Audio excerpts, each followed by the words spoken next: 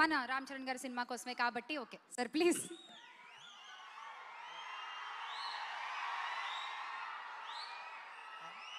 అందరికీ నమస్కారం అండి. అందరికీ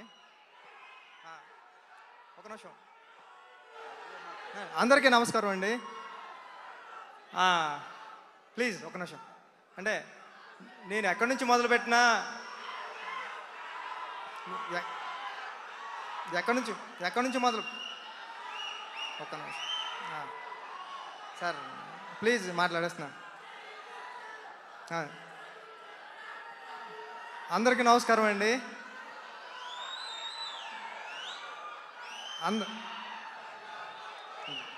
అందరికీ నమస్కారం అండి.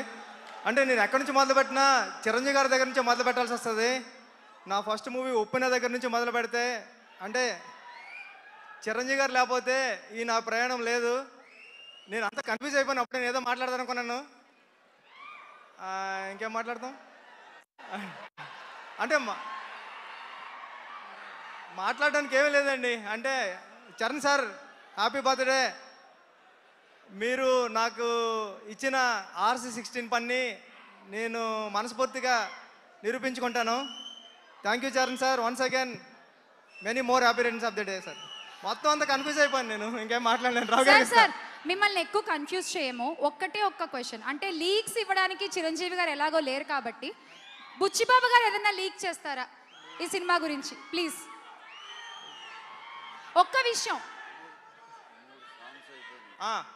అంటే నిజంగా 3 సాంగ్స్ అయిపోయాయండి సినిమాలో. చాలా చాలా చాలా బాగా ఇచ్చారు రెహమాన్ గారు. అవన్నీ మీరు చూద్దరు కానీ ఫస్ట్ సాంగ్ నుంచే కూడా మీకు బ్లాస్ట్ అయిపోతుంది ఆ మూమెంట్ అంతానే.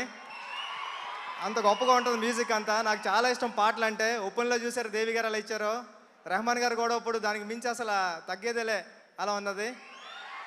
థ్యాంక్ యూ అండి. Thank you. ఇలా